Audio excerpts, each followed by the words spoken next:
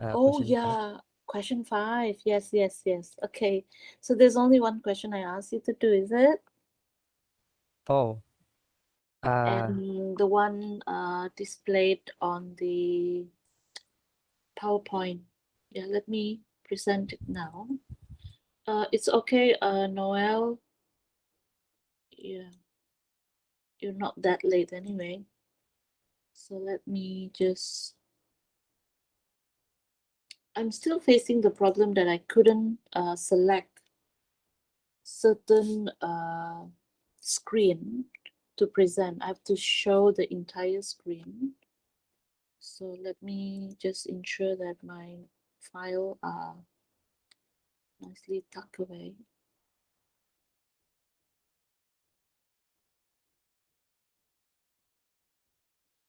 So are you all ready to discuss the solution?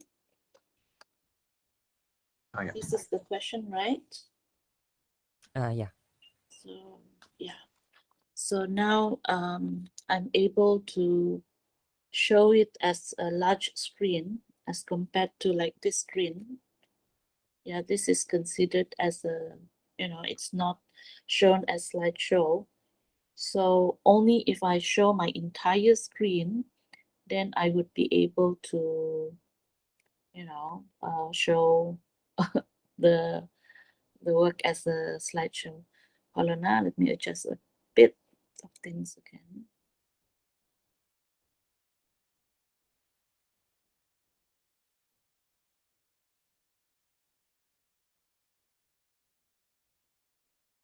Yeah, let me present it again.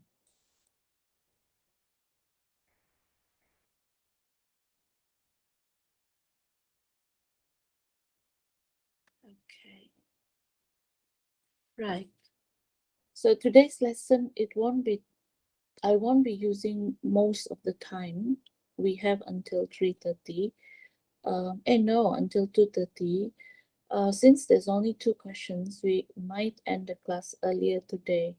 Um, I would be giving you some past year question as well. See how it is, okay? Let us discuss this first, and then if we have extra time, maybe we shall look at extra past year question.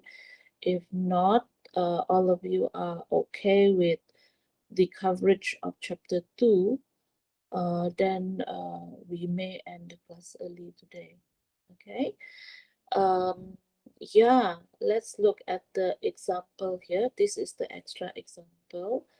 And if you look at it, immediately what should caught your eye is the word sample on the question. So you see the word sample where my pointer is. So that means this question, you have to approach it as a sample. That means the formula, well, this question, if you look at it, it doesn't ask you to find the standard deviation. So the word sample will not affect so much on the working. Yeah. Now, the sample or population of the question would only be affecting your standard deviation calculation, whereas the other calculation, it would still be the same. Yeah, same formula. So let's look at this particular question, and you can see we have number of members in recreational clubs, and we have 50 recreational clubs. So that's why you have, if you add up all this value here, where my pointer is, 11 plus 6 plus 14, 9, 7, and 3, that would give you 50 recreational clubs. And we particularly focusing on the variable in terms of the number of members in each of the clubs. Okay, so the first question we have to do is to draw the histogram. So what is your class boundary that you should use in this question?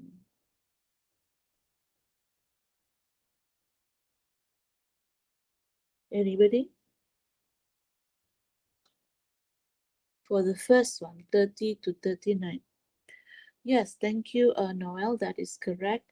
That would be 29.5 to 39.5. Now, the reason why we have the 0.5 is because there is a gap between 39 and 40. So since we are drawing a histogram, it is very important that you must put the 0.5 in between the values. Yeah, so let me show you how the answer should be. I hope you did draw on actual graph paper so that when we want to get the answer, especially here, you can see we have to state the value of the mode. When you have drawn the histogram as big as your A4 paper, use the space as much as you can, the better the accuracy is.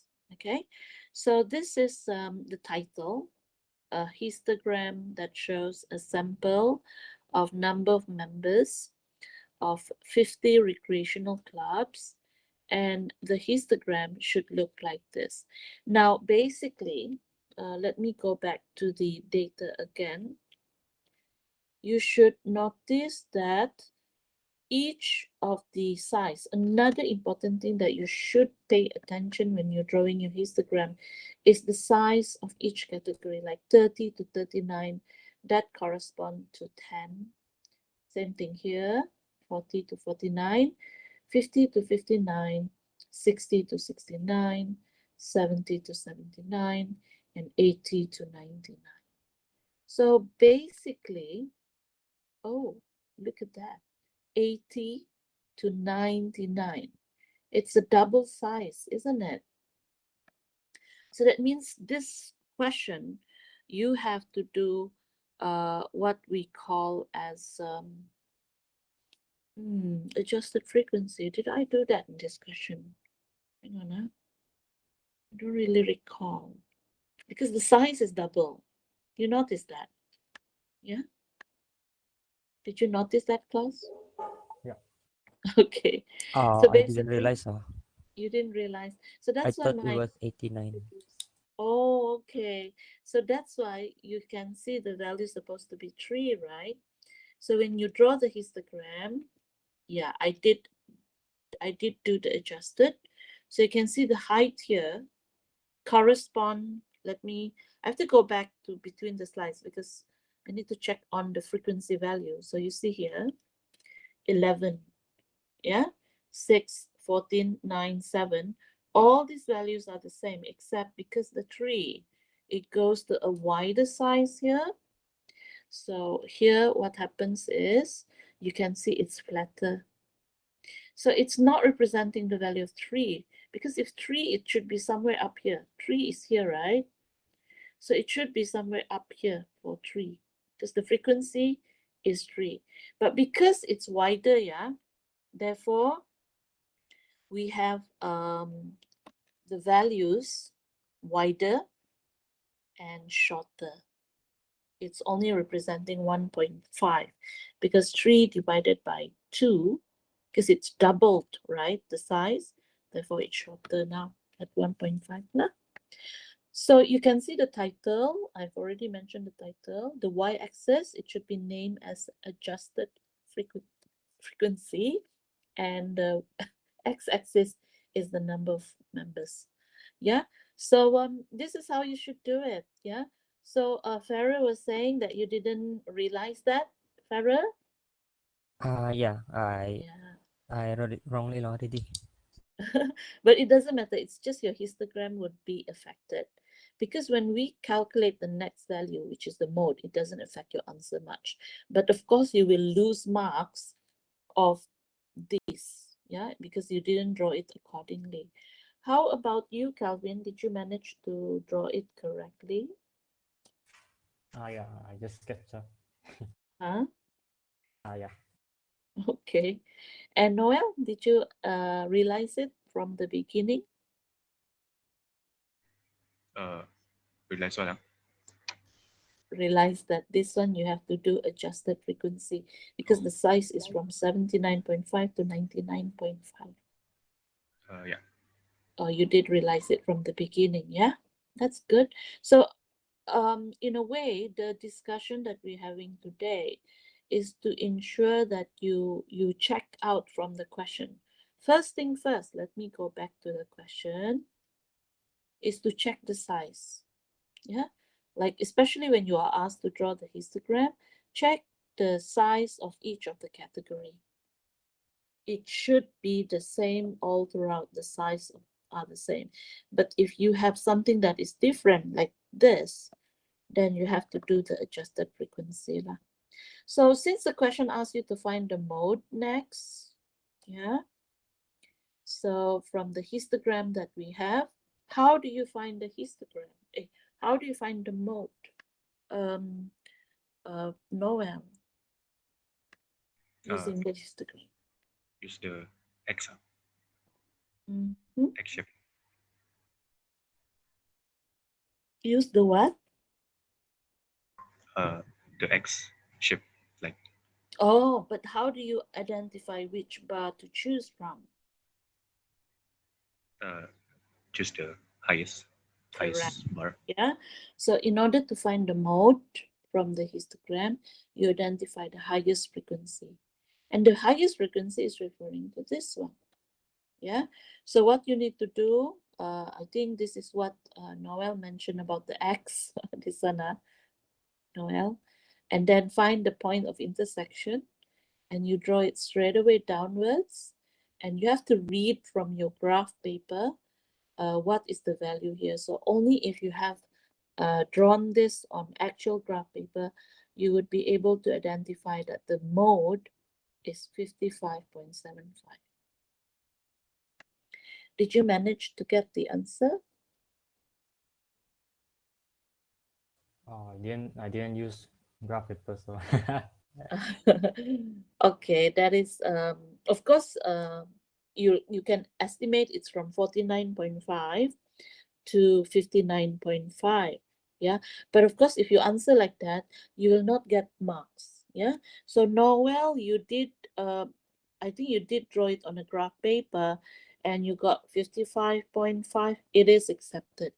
Yeah, because of course we do allow discrepancy up to say the actual answer is 55.75 accurately, but if students get 55.5 or between the value of 55.0 to 56.25, it's still accepted. Yeah, so Oh. it is very, your answer is accepted, Noel. So therefore it is very important that you must draw your graph as big as possible and ensuring that you do not use, the pencil is already not sharpened. So use mechanical pencil if you have, so that it's more accurate when you draw it. Yep. So Farah, did you get the same answer? Oh, I didn't use the graph paper also, so I don't know. Okay, it's okay. But the most important thing is you must know the method. Method as in, how do you identify the mode from the histogram? Identify the highest bar, which is this, and then this end connect to this end, and the other one connect to the previous one. Now, some students make careless mistake. You know what they did? They connect from this end all the way to down here. Yeah, instead of connecting it here, they go and connect all the way down there. And same thing with this one, this end, they go and connect all the way down here. So that is incorrect. And it will affect your answer. Yeah, the value of your mode will definitely be different. Okay, so I hope this is clear. Everyone clear? Yeah? Yeah, clear. Okay, good. Now we go on to the next one, which is the calculation of the lower quartile. And basically what you see here, you should, because my expectation is you have calculated it. So immediately I show you this, whereby we have the frequency. And remember that whenever we want to do the cumulative frequency, always start with the value 0 and the first lower class boundary, 29.5. Which goes on to 39.5 11 plus 6 for 49.5, it becomes 17, and you continue adding it to give you 50 as your final answer.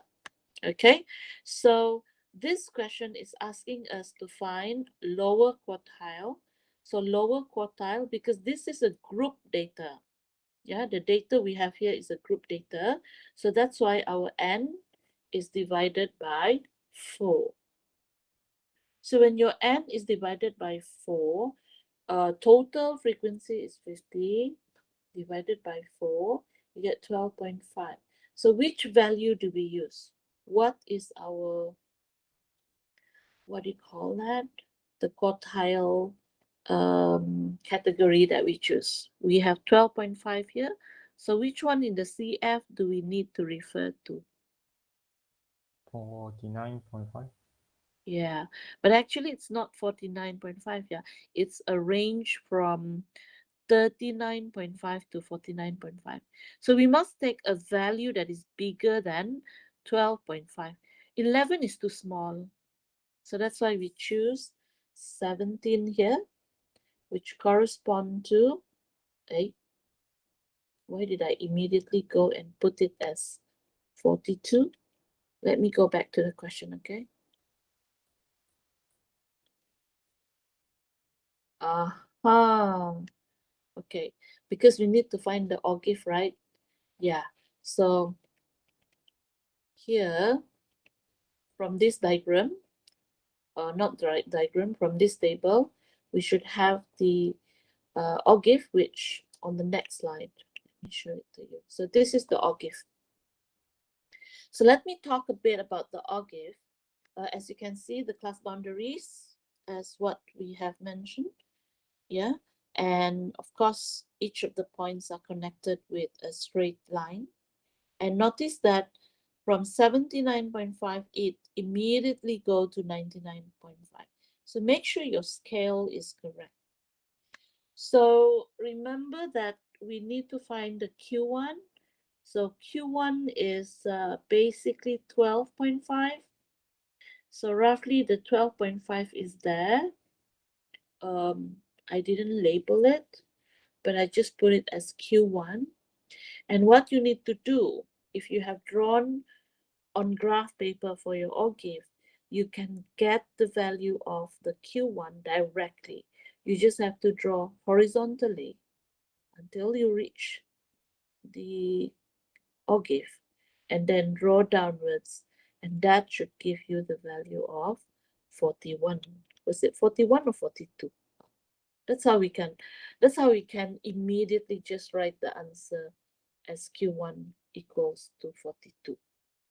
Yeah, because based on the histogram, based on the OGIF, we already obtained the answer. Is that clear? Now this one is equivalent to 12.5, okay? Well, I didn't label it. Yeah, so that was bad. I should have labeled it, right? Okay, now there's another question. Let me go back to the slide again, the previous slide. This is it. Percentage of recreational clubs having more than 65 members. So what we do here is you have to go and look at the OGIF because it says a percentage. That's why we need to multiply by 100%, and more than 65 members. Now remember, on the x-axis is the members. So you see here, this time, based on the green line, we are drawing from the x-axis at the value of 65. Draw it straight up until you reach the OGIF, and horizontally, and read the value from the y-axis. And if you have drawn it correctly, the value you should get is 35.75.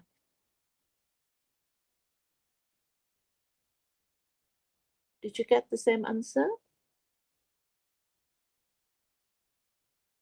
Oh yeah.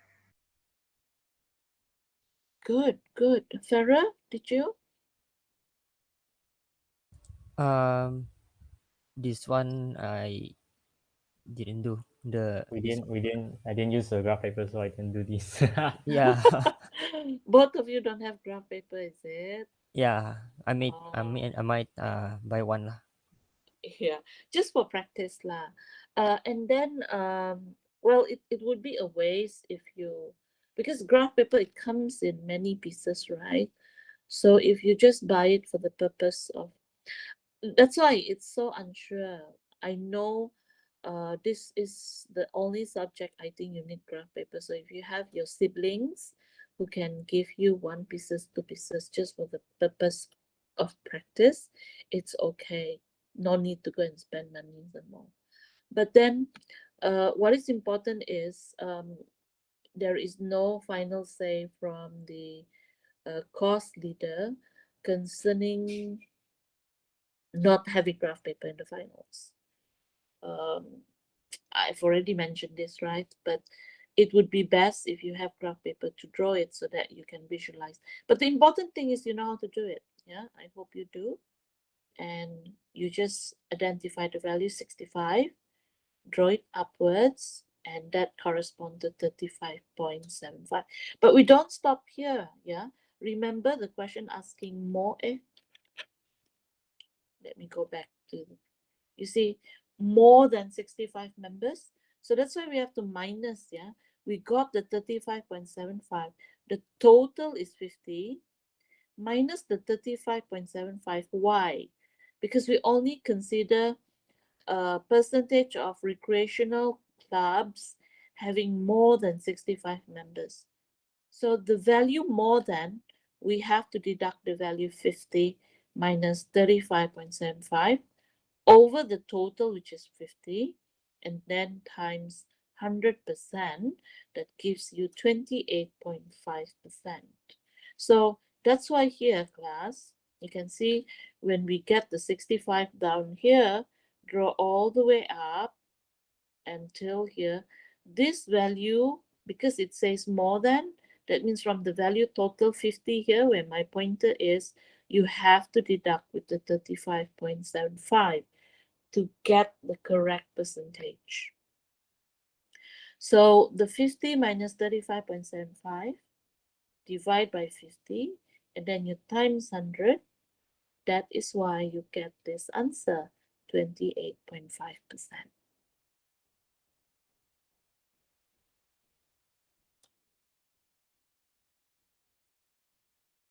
Any question?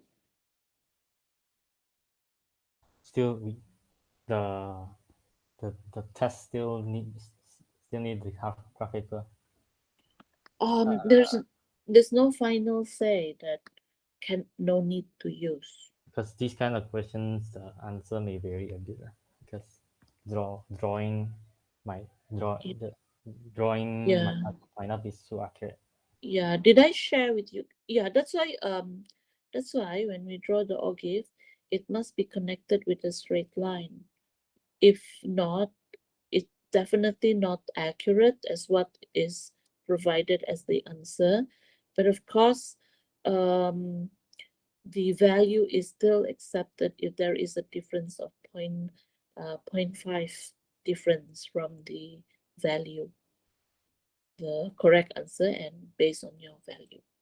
It's still accepted. But of course, if the answer is, say, the answer is 60 and then you got your answer is 54, that would definitely be rejected, isn't it? Yeah. So there is no final say that that state from the course leader. No, there's no graph paper. You need to go and get it. None. But just to share with you guys, so far, during MCO, I mean, ever since we started the pandemic, right? There's no question that requiring students to draw graphs. However, yeah. Oh, yes, that's a good idea, Noel. That's so kind of you. You can share. Yeah. Right. So, it's just my concern. That's why I have to cover questions like this to ensure. But I think I have shared some latest past year question in the Google Classroom. And if you check it out, the questions, they do not asking you to draw graph, is it? I can't remember because I have 5 subjects this semester, all jumbled up already. Okay, so I hope that is clear. Yeah, any other question? No. No. Okay, so now we go on to the part 3 of the question. And basically, we need to find the mean and the median. So we've discussed this in week much earlier, week 2, I think. And of course, you need to find the midpoint, which is the x, yeah, based on the class boundaries. Yeah, don't use the original data, especially when there is a gap between the data. Use the class boundary to find the x so that you get the value of the x that is correct. And then the frequency is the one that is provided. You need to get fx because we need to find the mean. So when you multiply all the values of the x and the f, you get all these values, of which the total is 2,780. Now from this value, of course, to find the mean, you just put it into this formula. And notice that because this question, as I mentioned, is a sample, I'm not using the symbol mu. Do you see that? I'm using the X with the bar. That means this data is a sample. Yeah. So summation fx over summation f. What answer did you get?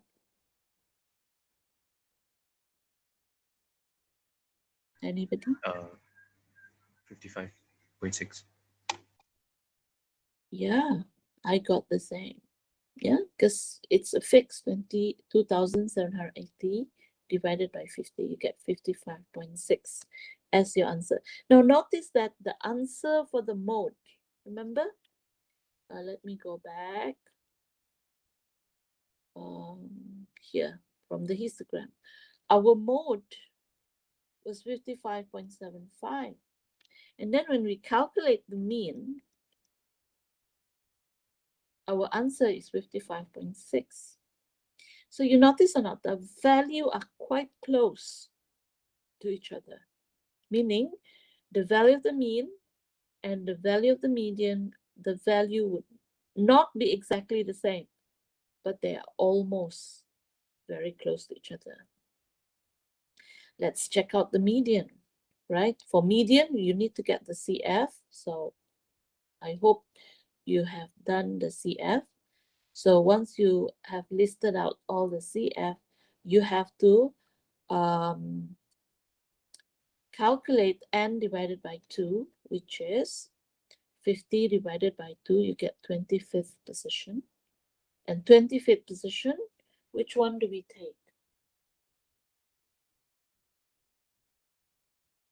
Class, which one do The third Huh? one.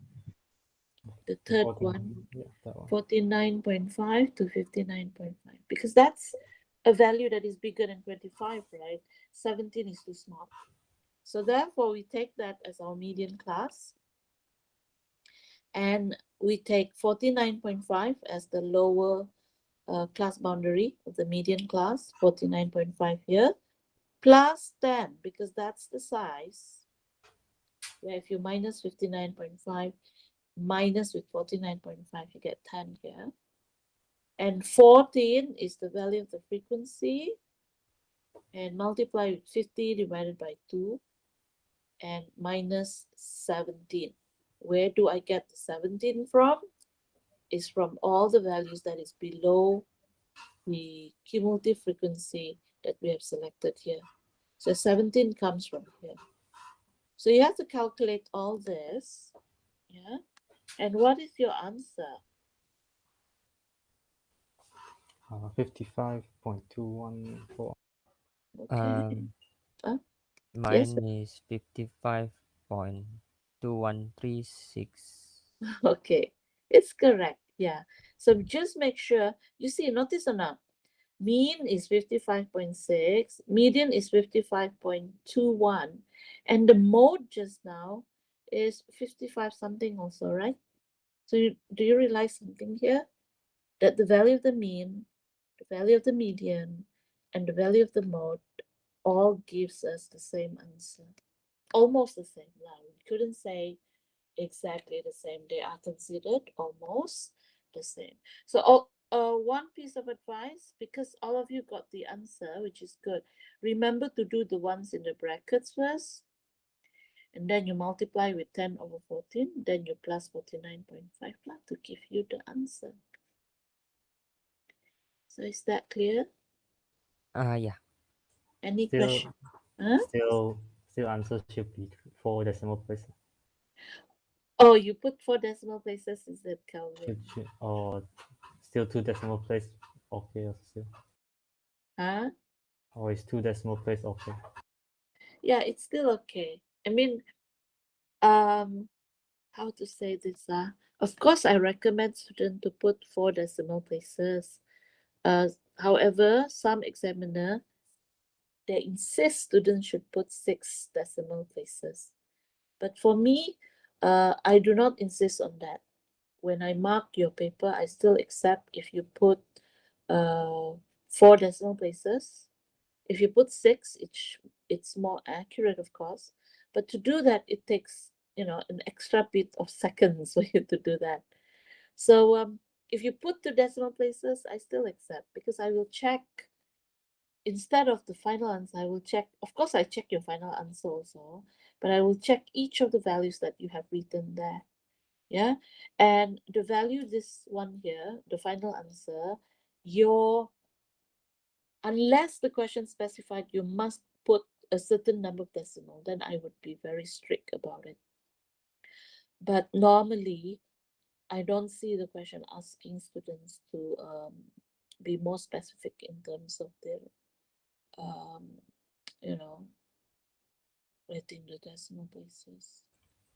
If the answer a little bit different, like 0.001, That's 50, not still affected. okay. You won't be deducted unless you see like now the answer is 55.21. Say you give me 55.01. That is wrong already. Your marks will be deducted. But if you have 55.21 and then got decimal places, even though it's not exactly the same, but you already have the earlier part as 21, yeah? 55.21, it's accepted, it's okay. Okay. All right, so is that clear? Yeah. Okay, so can you give me 5 minutes, yeah? Okay. We'll have a short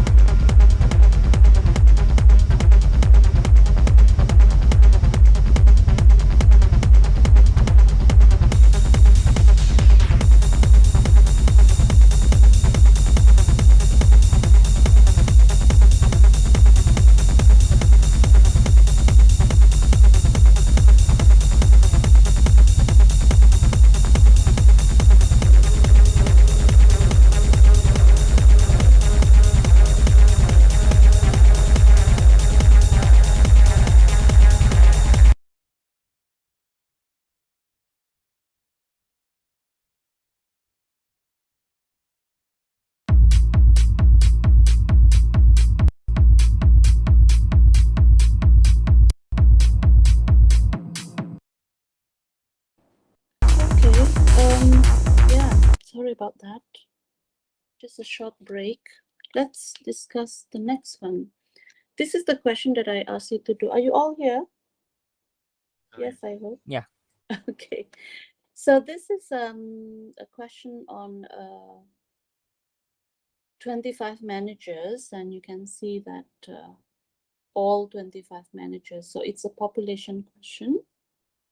And these are the data given. So this question is slightly different. That's why I wanted you guys to try it out, because this question asks you to group the data into 8 classes accordingly. So you have to do the tally, yeah, meaning get the frequency. So I hope you all did correctly. So just to show you that you would get something like this. So that means here, because it's already guiding you that you should use 21 to 30, the next one is 30 to 40. So definitely the class boundaries would have 20.5 to 30.5. And as shown here, yeah, for the rest of the value. And normally when I do this, yeah, it's already arranged to 91 to 100 as the final one. You can see all the size are equal, so we don't have to do the adjusted. So the important thing is, once you have identified the answer for part A, to group all the data into 8 classes, what we do next is basically part B is, well, the question asks totally. Part B is a different question, right? So once you have already obtained the class boundaries, the score obtained and the class boundaries, then the tally, meaning from the value 21 to 30, there are only 2 values. 21 to 30, we have 26 and 28. There's no other value. So these are your frequency, and it all total up to 25. Did you get the same here? 21148621. Oh, yeah. Yes? Hmm? Need to use tally. Oh, well, this is just to show how it is done. Yeah, like, but if you don't show this part, not necessary. As long as your frequency is correct, because this is your frequency, right? As long as this is correct, it's okay. All right? Okay. Yeah. Okay. So moving on to the next question. That is to use the group data to estimate the mean and standard deviation. So here, I hope you have calculated it. These are your X, the midpoint, yeah, based on the class boundaries and the frequency as what we have. Then you need to calculate the Fx, meaning F times X to give you this, and Fx squared, meaning Fx times X to give you Fx squared here. So all this you will require to calculate it to give you the summation, which is 109,206.25 for summation Fx squared, and summation Fx is 1,597.5. So since the question is only asking us to get the mean and standard deviation, so the mean is basically 1,500, the value here, divide by 25, that's the total frequency, and that gives you 63.9 scores. Did you get the same answer? Yeah. Okay, good. And same thing with the standard deviation. Notice that I've written here population standard deviation. This is the formula that I've discussed with you yesterday. So the question, it's very important that you identify whether it's population or sample. So putting all the values in, you see summation Fx squared is this value. So put the values in over 25 minus with 63.9 squared, because that's the value of your mean, right? So just square it, and that gives us 16.8950 scores. Any question concerning the mean and standard deviation? Now expect this to come out, yeah. I mean, expect the question on the mean and the standard deviation to be asked during the exam. Any question, Need, guys? need to write the scores every time. Yeah, because it's the unit of measurement. It should be written. No? The best thing is to remember that it's about the scores. Yeah. Right. So no further question. Is it okay? No. Okay. So we go on to question C. Now this time we are to calculate the. Oh, Can I write? sorry. Can I write mark instead of score? Oh, never mind. Never mind. I found why the score. Okay, Calvin. Calvin, you always ask and then you discover the answer yourself, can Calvin? Yeah. Sorry. It's okay. Okay, now we're going to use the group data to calculate the median and the mode. So of course, when we want to calculate the median or the mode, we need, especially the median, we need to get the CF, right? So that was the class boundary together with the frequency. And therefore we have the cumulative frequency. Yeah, so you can see I've started with 0, starting with the lower class boundary until all the accumulated x, yeah, until 100.5. And in order to get the median, you can see the CF is already calculated. So every time when you want to calculate the median, it's very important that you must get the CF. So from here, first of all, because it's a group data, remember n divided by 2, 25 divided by 2, we get 12.5. That means, which one do we refer to? The 16. Correct. Yeah, because it's bigger than 12.5. 8 is too small. So we take 60.5 to 70.5. So that's our median class. Do we have to redraw? Sorry. Do you have to redraw the table? No. This is just because my notes, I prefer to show it this way. Yeah. No, you don't have to redraw the table. If you can extend or if you can add the information to the table that you've drawn earlier, like just one table but it's longer, it's okay. Yeah, but you make sure you label the question number lah. Like maybe you put this part as part C, just to answer question tutorial 5 as part C. But what I wanted to say is that the median class equal to 60.5 to 70.5, this must be written in your answer.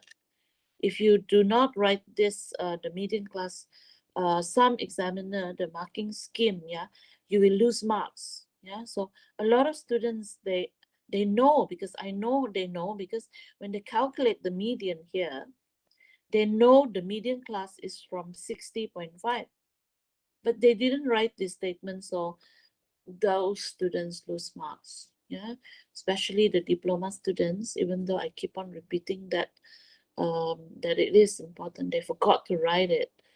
Yeah, but maybe in a rush, yeah, so they lose marks, which is quite a waste. So the median is 60.5 plus 10, the size, 8 is the frequency, 25 over 2 minus 8. 8 again, which is referring to this value though. Yeah, so when you calculate this, I hope you get 66.125. Yes? Yeah. Okay, good. So this is the answer what you should get. Okay, so by now you guys should know how to calculate this very well already, no mistake. Okay, and the other one is the mode. Again, calculate the mode. Yeah, so we have to show the working, and in order to calculate the mode, you have first to identify what is the model class, and to do that you must take the highest, which is the value of 8. This time we refer to the frequency, yeah? So the highest is 8. Again, our model class, same thing, 60.5 to 70.5. And from here, you just have to put it into the formula. Yeah, so I hope you still remember this is the lower class boundary of the model class, which is 60.5, plus with 8. 8 is the frequency value, minus 4, frequency before, and then 2 times 8, which is the frequency, minus the frequency before and frequency after. You have to add them up. That's what you see here.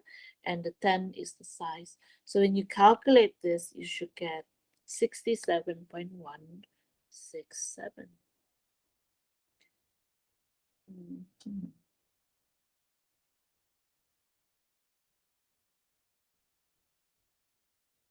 Okay. Any question? No. Yeah, okay. So moving on, no question, all right. Yeah. So moving on, we have part D. Now this is slightly different. The question asks you to get the relative frequency distribution. There's no calculation, further calculation involved. It's just that we need to get relative frequency distribution. And just from the notes, it's simply getting the relative frequency. And how do we do that? Is the value 2 over 25 times, well, 2 over 25 only, you get 0.08. 1 over 25, you get 0.04. 1 over 25 also. 4 over 25, you get 0.16, and so forth. So this is to answer part D. So far, okay? Okay. Okay. And then part E is to construct a less than cumulative frequency distribution. So this is basically just to draw the one that we've done all the while.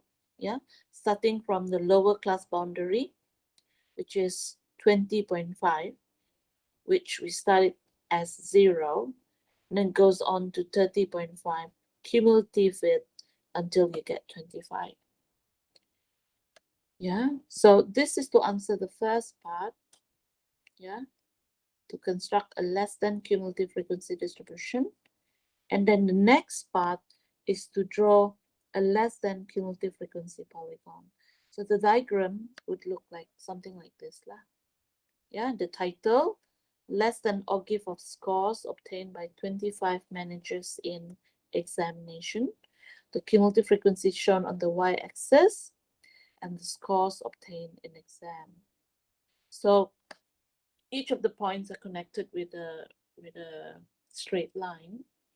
And I know you're wondering what are all these lines, because the question asks us to get the semi-interquartile range. So whenever the question is asking about the semi-interquartile range, you'd need to get the Q1 and the Q3. Yeah. So basically here, the blue line here is the Q1. 25 divided by 4. Notice that we don't use the plus 1. 25 divided by 4, you get 6.25 value. So roughly it's here. You know, slightly above the value 6 actually. Because this is 6, 7, 8, 9, 10. So 6.25 is slightly above. And we have a value here. And the other value is the Q3 is 3 times 25 over 4. Get 18.75 so roughly 18.75 is here, which I actually a bit disagree. It should be further up here, right? Almost to the value of 9. Yeah, so roughly it should give us a value here. So the semi-interquartile range is given here. If you check out from the table, here, if you have drawn a histogram, I think Noel has drawn it. Yes, Noel? Yeah. Yeah, not too sure about Farah and Kelvin, but did you get 56 and 75, Noel? The Q1, I get 60. Oh, that's far. Yeah. How about your Q3? 75. Oh, then the Q1 you need to double check. It shouldn't be 60. That is too far. Because if you put 60, it's definitely a deduction of marks. Yeah. So this is the correct answer. I mean, the correct values it should be for Q1 and Q3. So you need to subtract them. The question is asking semi-interquartile range, which is simply Q3 minus Q1 and divided by 2. Remember, semi-interquartile range is the same as quartile deviation. So when you calculate this, you get 9.5 scores as your answer.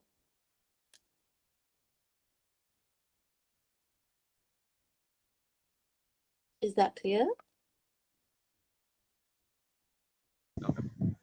Okay. And the last part of the question, you can see here, scored less than 70 marks. So let me go back to the graph.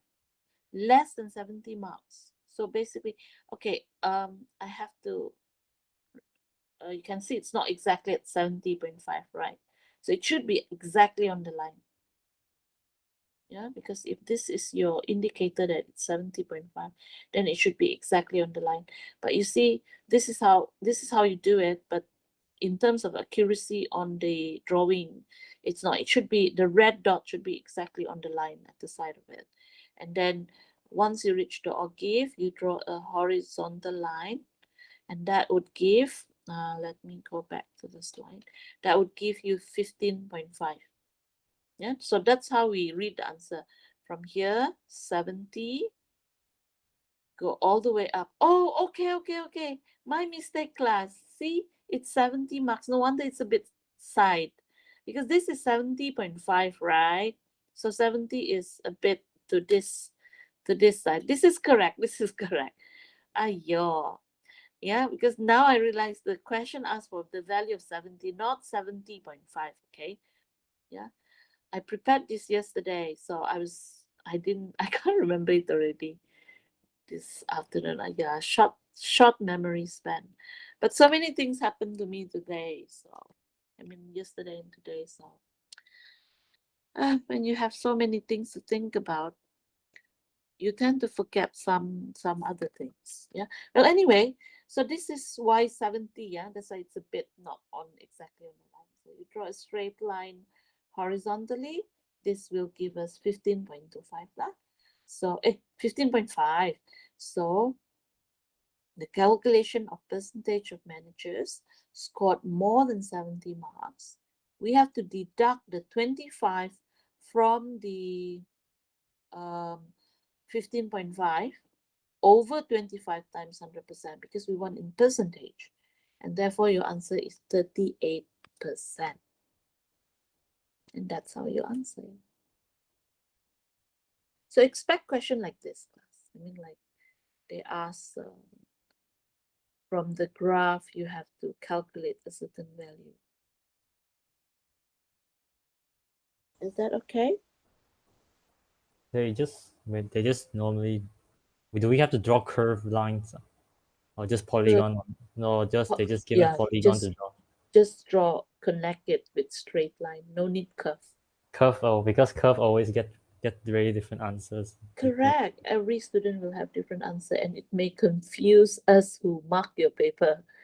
Not only me, the moderator who's going to moderate your paper will also get confused. So remember, like this octave, let me go back to the octave. See, it's drawn using straight lines. Yeah, so remember not to draw it with curve. I know when you were studying in secondary and maybe in your foundation or in your diploma, your lecturer did inform you to draw it as a curve, yes or not, which is the norm. But because our paper is standardized all throughout Malaysia, so we want it to be standardized and the answer accurate. That's why we connect with straight line to ensure that the value will not go too far away. Like like Noel, you said this one you got how much was it? 50 ka? The Q1. Noel? Yeah, I do too fast. I rush. Oh, Yeah. but actually, have you checked? It's supposed to be around 56, right? Oh yeah. Yeah. And just to remind everyone, if your value are a bit different from what I have, let's say you get 55.5, accepted, it's okay. Let's say you get 74.5, it's accepted, or even 75.5, it is accepted. We will not penalize too much. But when you say your answer is 50, salah, that one incorrect already. Yeah. So from this discussion, yeah, you see I've covered the histogram, I've covered the octave, we've calculate the mode, median, mean, standard deviation, even the lower quartile. So you should be able to know how to calculate the upper quartile, which is the Q3 there. Yeah. Therefore, we have covered the whole chapter 2, yeah, thoroughly. And I really do hope you guys can do the first question well. I mean, like score get 25 out of 25. It's okay, right? It's not that difficult, isn't it? Oh yeah. Yeah. So yeah, I've started discussing about probability with you guys, right? No. Eh? I haven't started discussing probability yesterday. No. Just standard deviation and Oh, we variance. stopped. Oh, I know, because I was looking at Form B and I was saying, hey, we got plenty of time, I said. So that's why I stopped. I didn't discuss chapter 3 with you guys, is it not? Oh yeah. Yeah. Okay. So never mind. Next week, Monday, we'll do chapter 3. Okay, so get ready with that. If you got time, extra time, have a read at chapter 3 lah. Yeah. How many subjects do you have this semester? 6. Wow, that's a lot. Is there any language paper? Oh no. Huh? Any language paper? No. No language paper, all are subject paper. Oh yeah. M And M one NPU lah. MPU paper memang ada every semester, right? So not so tough lah. You got one MPU and then 5 core subjects. I mean, like subjects that is important for your degree. So have to work harder. Yeah. Right. So any other question? If not,